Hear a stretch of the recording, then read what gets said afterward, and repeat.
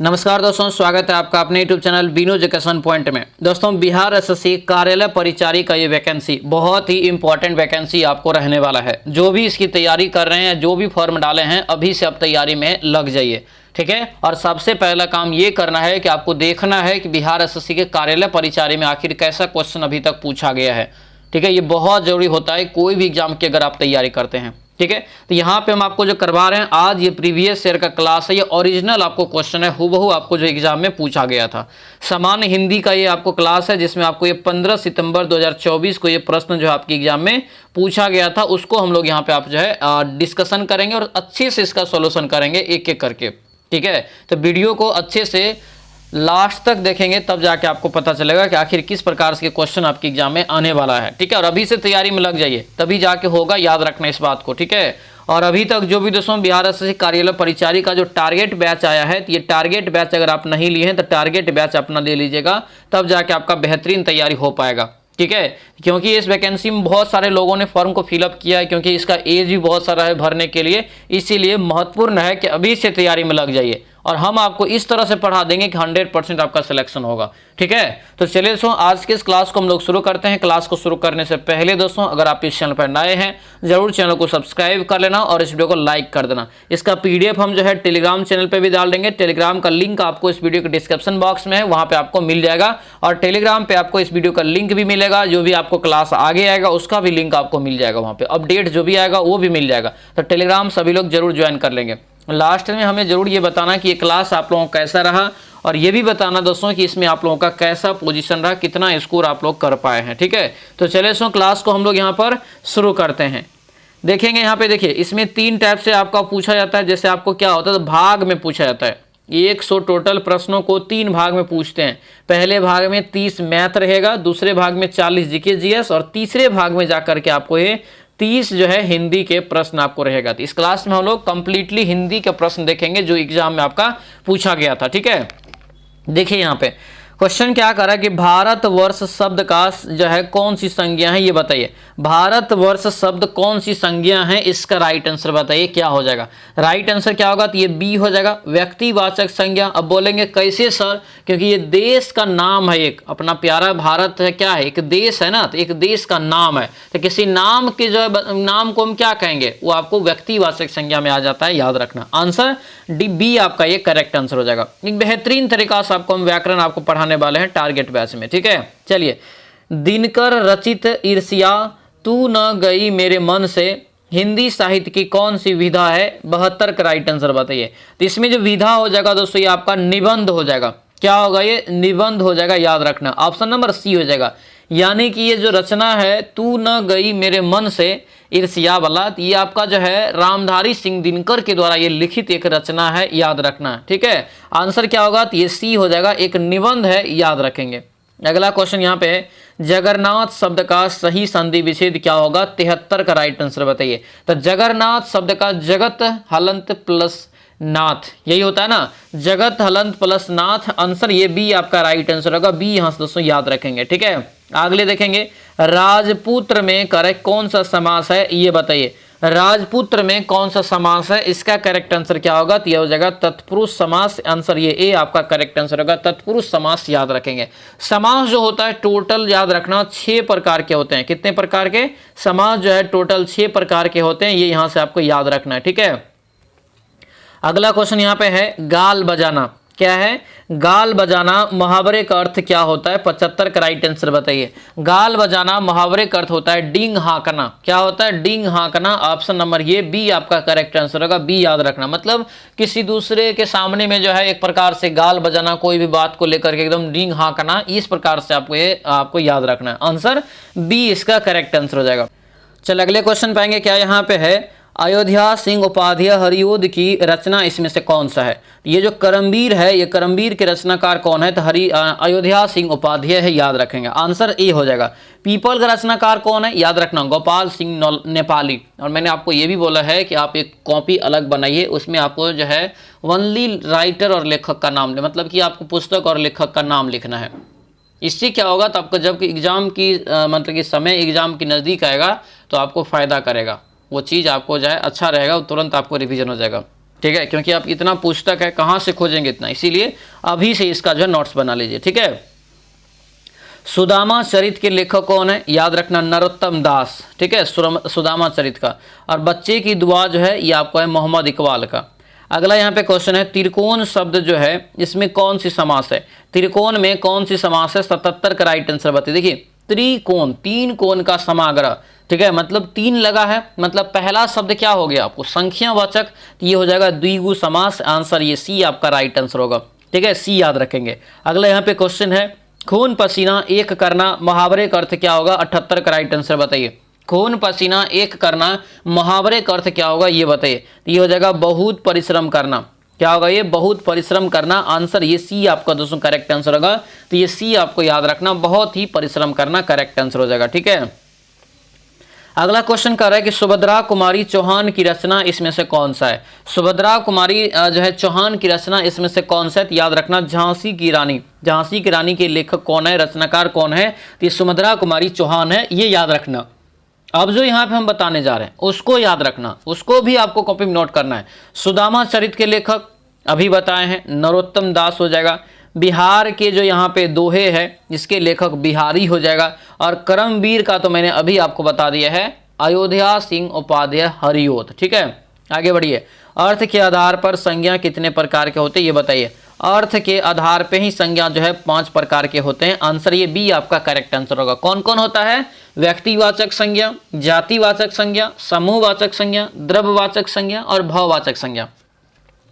Answer B आपका ये बिल्कुल करेक्ट आंसर हो जाएगा। अगला क्वेश्चन यहाँ पे है, परीक्षा शब्द का सही संधि विच्छेद बताइए क्या हो जाएगा। परीक्षा में कौन सा संधि विच्छेद है ये बताइए। तो परीक्षा में अगर देखें परि प्लस इच्छा, ठीक है, परहर्षी का होगा, यहाँ से परहर्षी का प्लस इच्छा, ऑप्शन नंबर ए हो जाएगा। ए यहाँ से क्या होगा, इसका यहाँ से करेक्ट आंसर होगा। ए यहाँ से आपको याद रखना। ठीक है, आगे बढ़िए। दिया यहाँ पे है, हिंदी साहित्य में कलम के जादूगर दोस्तों कौन है ये बताइए। हिंदी साहित्य में कलम के जादूगर कौन है, इसका राइट आंसर क्या हो जाएगा, तो ये रामवृक्ष बैनीपुरी। क्या होगा ये, रामवृक्ष बैनीपुरी, यानी ऑप्शन नंबर ए आपका बिल्कुल राइट आंसर होगा। याद रखना। एक चीज और याद रखना, प्रेमचंद का दोस्तों इसी से रिलेटेड देखा है, कलम के ये तो जादूगर हुआ, लेकिन कलम के सिपाही अगर रहे तब प्रेमचंद हो जाएगा। दोनों क्वेश्चन को फरिया के बढ़िया से लिख लेना कॉपी में। अगर यहाँ पे कलम का जादूगर रहेगा रामवृक्ष बेनीपुरी, अगर यहाँ पे रहेगा कलम के सिपाही तब हो जाएगा ये आपको प्रेमचंद। ठीक है, तो दोनों चीज को आप अच्छे से याद रखेंगे। ठीक है, अगला है, निम्न में से भाववाचक संज्ञा कौन सी है, 83 का राइट आंसर बताइए। कौन सी इसमें भाववाचक, तो मित्रता एक क्या है, तो भाववाचक संज्ञा। आंसर ये ए आपका राइट आंसर होगा। ठीक है, भाववाचक संज्ञा क्या होता है, इसका निर्माण जो होता है भाववाचक का निर्माण ये जातिवाचक संज्ञा से ही होता है। मित्र से मित्रता बनता है। आंसर ये ए हो जाएगा। अगले क्वेश्चन पर आइए, निम्न में से प्रेमचंद्र की रचना है यहाँ पे कौन सा ये बताइए। तो ईदगाह। ईदगाह दोस्तों यहाँ पे जो देख रहे हैं एक प्रेमचंद की रचना है, मतलब रचना से भी अच्छा खासा क्वेश्चन पूछा गया है। अगर हिंदी में अगर 7 से 8 क्वेश्चन 30 में रचने से पूछ लिया तो इसका मतलब आपको रटना पड़ेगा, रचना को याद रखना पड़ेगा, लेखक का नाम, ठीक है, पुस्तक का नाम, ये आपका ईदगाह हो जाएगा। अब यहाँ से जो हम बता रहे हैं उसको भी लिख लेना कॉपी में। ठेस के कौन हो जाएगा, फणीश्वर नाथ रेणु। ठीक है, ठेस का फणीश्वर नाथ रेणु हो जाएगा। दादी की डायरी, दादी की डायरी धीरेन्द्र वर्मा, दादी की डायरी धीरेन्द्र वर्मा। और बाल गोविंद भगत का जो हो जाएगा ये आपका हो जाएगा रामवृक्ष बैनीपुरी। ठीक है, तो ये सभी आपको यहाँ से याद रखना है। आगे बढ़ते हैं, हवा का पर्यायवाची निम्नलिखित में से क्या होगा ये बताइए। हवा का पर्यायवाची दोस्तों 85 का राइट आंसर यहाँ से क्या होगा ये बताइए। तो हवा का पर्यायवाची यहाँ से अगर देखेंगे तो ये ऑप्शन में पवन हो जाएगा। क्या होगा, पवन। आंसर ये डी आपका राइट आंसर होगा। ठीक है, पवन यहाँ से इसका करेक्ट आंसर हो जाएगा। अगला क्वेश्चन है कि निम्नलिखित में से आचार्य शिव पूजाए सहाय की रचना कौन सी है बताइए। रचने का क्वेश्चन ये भी है, क्या हो जाएगा यहाँ से, तो याद रखना यहाँ से शिव पूजन सहाय की रचना कौन सी है, तो ये दीनबंधु निराला। दीनबंधु निराला पुस्तक के लेखक कौन है, तो शिव पूजन सहाय है, याद रखना। अब याद रखना ये झांसी की रानी का अभी हम बताए थे, क्या हो जाएगा, सुभद्रा कुमारी चौहान। सुदामा चरित का मैंने बताया था नरोत्तम दास। और ये लिख लेना हौसले की उड़ान, ये हो जाएगा परशुराम ठाकुर ब्रह्मवादी। ठीक है, ये आपको ध्यान रखना है। पीपल जो है शीर्षक कविता के कवि कौन है, पीपल शीर्षक कविता के कवि कौन है, 87 का राइट आंसर बताइए। तो ये 87 का होगा कौन, तो याद रखना अभी बताए हैं ये भी, पीपल का नेपाली वाला बताया ना, गोपाल सिंह नेपाली। आंसर क्या हो जाएगा ये गोपाल सिंह नेपाली, आंसर ये डी आपका राइट आंसर होगा। डी दोस्तों यहाँ से आपको अच्छे से याद रखना है, ठीक है। आगे बढ़ते हैं, माता पिता शब्द जो है सही समास इसमें कौन सा है? तो माता पिता में सही समास जो हो जाएगा ये आपको द्वंद्व समास हो जाएगा। आंसर क्या होगा ये आपका राइट आंसर होगा, ये द्वंद्व समास यहाँ से इसका करेक्ट आंसर होगा, ध्यान रखेंगे, ठीक है। जिसका दोनों पद दोस्तों क्या हो, प्रधान हो, दोनों पद जो है प्रधान होगा वो आपको द्वंद्व समास में आता है, ठीक है। अगला क्वेश्चन देखेंगे, हिंदी साहित्य में कथा सम्राट किसे कहा गया है? नवासी का राइट आंसर बताइए। कथा सम्राट जो कहा गया ये प्रेमचंद्र को कहा गया, जिसे कलम के सिपाही के नाम से जानते हैं। किस नाम से जानते हैं? कलम के सिपाही, कलम के सिपाही, सिपाही, ठीक है। ये आपको याद रखना है, पूछा जाएगा एग्जाम में, ठीक है, इंपॉर्टेंट रहेगा। आंसर क्या होगा? तो ये बी आपका यहाँ से राइट आंसर हो जाएगा। दोस्तों आपसे रिक्वेस्ट है, जो भी चैनल पे नए हैं चैनल को जरूर सब्सक्राइब कर लेना और इस वीडियो को लाइक कर देना, ठीक है। और बिहार एसएससी का जो टारगेट बैच नहीं लिए हैं तो फटाफट अपना जो है टारगेट बैच ले लीजिएगा, ठीक है। ये अभी आपका जो है ऑफर बढ़ा दिया गया है, अब ये छठ पूजा तक 149 रुपये में आप लोग को मिल जाएगा, ठीक है। एप्लीकेशन पे ये क्लास चलता है, तो ऐप्स का लिंक आपको इस वीडियो के डिस्क्रिप्शन बॉक्स में दिया है। अगर एप्लीकेशन आपको ना मिले तो इस नंबर पर आप हमें व्हाट्सएप मैसेज कर लेंगे, तो हम आपको जो है इधर से एप्लीकेशन का लिंक भी भेज देंगे, ठीक है। तो आज ही अपना ये ज्वाइन कर लीजिएगा कि ये मौका दोबारा नहीं आएगा, ये इतना सस्ता बैच में आपको मतलब दोबारा नहीं मौका आएगा, ठीक है। चलिए, सभा शब्द कौन सी संज्ञा है? सभा शब्द में कौन सी संज्ञा है? 90 का राइट आंसर बताइए। तो ये हो जाएगा समूहवाचक संज्ञा, सभा आपका हो जाएगा समूहवाचक संज्ञा हो जाएगा, ठीक है।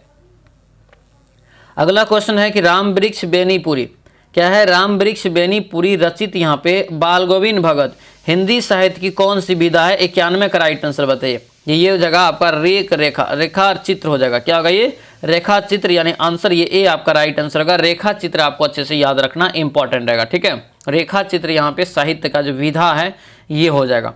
प्रतिदिन में कौन सा समास है? प्रतिदिन में कौन सा समास है ये बताइए। तो प्रतिदिन में दोस्तों आपका जो हो जाएगा कौन सा? तो ये अवयवी भाव समास हो जाएगा। क्या होगा? अवयवी भाव समास, ऑप्शन नंबर ये सी हो जाएगा। प्रतिदिन का मतलब हर दिन, ठीक है, प्रत्येक दिन। आंसर क्या होगा? ये सी आपका यहाँ से करेक्ट आंसर हो जाएगा। आगे बढ़ते हैं, क्या यहाँ पे सुदामा चरित क्या है? सुदामा चरित शीर्षक कविता के कवि कौन है? 93 का राइट आंसर बताइए। तो ये हो जाएगा नरोत्तम दास, यहाँ पे हो जाएगा, ठीक है, नरोत्तम दास, यानी आंसर ये सी आपका राइट आंसर होगा। नरोत्तम दास आपको अच्छे से याद रखना है। चल अगले क्वेश्चन पे आएंगे, क्या यहाँ पे है? घी शब्द में कौन सी संज्ञा है? घी यहाँ पे जो दोस्तों होता है क्या होता है? लिक्विड जैसा होता है ना, तो क्या हो जाएगा? ये द्रव में आ जाएगा। घी, दूध हो गया, पानी हो गया, ये सभी क्या है? द्रववाचक संज्ञा। आंसर ये बी आपका क्या होगा? राइट आंसर होगा। बी दोस्तों यहाँ से आपको याद रखना, जिस संज्ञा से धातु या द्रव का बोध हो उसे द्रववाचक संज्ञा कहते हैं। जैसे सोना भी पूछ लेगा तो ये आपको द्रववाचक में आ जाएगा, चांदी भी पूछेगा तो द्रववाचक में आ जाएगा, ठीक है। आगे बढ़ते हैं, क्या क्वेश्चन है कि कोसों दूर भागना, कोसों दूर भागना मुहावरा का अर्थ क्या होता है? आप गांव घर में देखे होंगे जो पुराने लोग होते थे वो किलोमीटर नहीं बोलते थे, बोलते थे कोस, 1 कोस, 2 कोस, 3 कोस, ऐसे करके होता था। और कोस जो है किलोमीटर से ज़्यादा होता है। क्या होता है? कोस जो है किलोमीटर से थोड़ा ज़्यादा ही होता है, ठीक है। तो ये यहाँ दिया है कोसों दूर भागना मुहावरे का अर्थ क्या होता है? तो ये जो आपका हो जाएगा ये बहुत अलग रहना। आंसर ये क्या होगा? तो ये बी आपका राइट आंसर होगा, बहुत ही अलग रहना, ठीक है। अगला क्वेश्चन है, चिकित्सा का जो है चक्कर शीर्षक पाठ के रचयिता कौन है? चिकित्सा का चक्कर शीर्षक पाठ का रचयिता कौन है ये बताइए। तो ये हो जाएगा बेढब बनारसी, बेढब बनारसी, आंसर ये ए आपका राइट आंसर होगा। बेढब बनारसी आपको यहाँ से दोस्तों याद रखना है। चलिए अगला क्वेश्चन यहाँ पे देखेंगे दोस्तों क्या पूछा जा रहा है। दिया यहाँ पे कि चतुर्भुज शब्द में कौन सी समास है? चतुर्भुज, चतुर्भुज का मतलब क्या हुआ? जिसमें 4 भुजाएं होगी, वही हुआ ना। तो जब यहाँ पे दोस्तों पहले लग गया है तो इसका मतलब ये मत समझ लेना कि यहाँ पे अब जो है द्विगु समास होगा। यहाँ पे आपको अलग आंसर होगा। चतुर्भुज एक बहुब्रीहि समास में आता है, आंसर ए हो जाएगा। इसका विग्रह जो होगा 4 है भुजा जिसकी, तो ये हो गया आपका बहुब्रीहि समास में। हामिद क्या है? हामिद किस कहानी का पात्र है? 98 का राइट आंसर बताइए। हामिद जो है ईदगाह का एक पात्र है, आंसर ये ए आपका राइट आंसर होगा। और मैंने अभी बताया है कि ईदगाह के जो लेखक है वो आपको कौन है? तो मुंशी प्रेमचंद है। कौन है? मुंशी प्रेमचंद है, याद रखना। अगला क्वेश्चन यहाँ पे है कि नायक, नायक शब्द का सही संधि विच्छेद क्या होगा? 99 का राइट आंसर बताइए। नायक शब्द का सही संधि विच्छेद जो यहाँ पे होगा ने प्लस अक, क्या हो जाएगा, ने प्लस अक, ऑप्शन बी हो जाएगा। संधि जो होता है 3 प्रकार के होते हैं, याद रखना, स्वर संधि, व्यंजन संधि और विसर्ग संधि होता है, याद रखेंगे, ठीक है। अगले क्वेश्चन पे आएंगे, फणीश्वर नाथ रेणु रचित, यहाँ पे ठेस जो है हिंदी साहित्य की कौन सी विधा है, ठीक है। ठेस के लेखक कौन है, तो फणीश्वर नाथ रेणु है, ठीक है। और इसमें दोस्तों कह रहा है कि ठेस में हिंदी साहित्य की कौन सी विधा है, तो ये जो है एक ठेस कहानी है, क्या है, एक कहानी है। आंसर क्या होगा, तो ये बी आपका राइट आंसर होगा, बी यहाँ से दोस्तों याद रखना। तो ये था दोस्तों आप लोगों का जो है 15/9 को जो एग्जाम हुआ था आपको 2024 में, उसका ये ओरिजिनल क्वेश्चन पेपर का हिंदी था, ठीक है। तो कैसा रहा क्लास हमें कमेंट करके आप जरूर बताएंगे। सभी लोग जो है चैनल को सब्सक्राइब कर लीजिएगा और लाइक कर लीजिएगा इस वीडियो को, और सब्सक्राइब जब करेंगे तो बेल आइकन दबा लीजिएगा, ताकि जब भी वीडियो डालेंगे तो आपको नोटिफिकेशन उसका जो है सबसे पहले पहुंचे और क्लास आपका मिस ना हो, ठीक है। और इम्पोर्टेंट सूचना सभी लोग ध्यान रखेंगे, अब जो है आपका ये ऑफर बढ़ा दिया गया है, ये ऑफर आप लोगों को जो है छठ पूजा तक किया जा रहा है, ठीक है। ये छठ पूजा तक आपका ऑफर है। ये बिहार एसएससी जो है आपको कार्यालय परिचारी वाला लेवल 1 जो आपको है, ये 10वीं पास पे समझिए कि सुनहरा मौका है आपके पास। ये टारगेट बैच है, आज ही अपना ये बैच से जुड़ जाइएगा, और दिवाली के बाद ये आपका छठ का जो है धमाका ऑफर आप लोगों को दिया जा रहा है, तो आज ही अपना ये बैच से जुड़ जाइएगा। कैसे जोड़ना है, तो एप्लीकेशन पे जोड़ना है, एप्स का लिंक आपको जो है इस वीडियो के डिस्क्रिप्शन बॉक्स में मिल जाएगा, या तो ये नंबर आप जो यहाँ पे है ये आप नोट कर लीजिए, इस नंबर पे भी आप व्हाट्सएप मैसेज या कॉल करके भी पूछ सकते हैं, ठीक है। ये एप्लीकेशन का लिंक आपको डायरेक्ट चाहिए तो इस नंबर पे अगर सेव करके व्हाट्सएप मैसेज करेंगे कि सर लिंक भेज दीजिए, तो हम इधर से आपको लिंक जो है भेज देंगे। कंप्लीटली आपको हर चीज़ का इसमें थ्योरी होगा, फिर उसका ऑब्जेक्टिव होगा, फिर टेस्ट होगा, A to Z चीज आपको इसमें मिलने वाला है। मतलब समझिए कि आपको ये रामबाण आपका बैच रहने वाला है, 100% सिलेक्शन की गारंटी है। अभी ओनली आपका ये ऑफर में 149 में दोस्तों मिल रहा है, इतना कम ऑफर में आपको कहीं नहीं मिलेगा, और आगे जो आने वाला है इतना कम ऑफर में यह भी बैच आपको नहीं मिलेगा, ठीक है। तो आज ही अपना ये बैच जो है जो नहीं लिए हैं तो अपना ले लीजिएगा, ठीक है। उम्मीद करते हैं सभी चीज़ें आपको जो है अच्छा लगा होगा, बहुत ही अच्छा रहा होगा ये क्लास। तो मिलते हैं दोस्तों हम लोग अब नेक्स्ट वीडियो में, नेक्स्ट क्लास में। सभी लोगों को बहुत बहुत धन्यवाद। जय हिंद।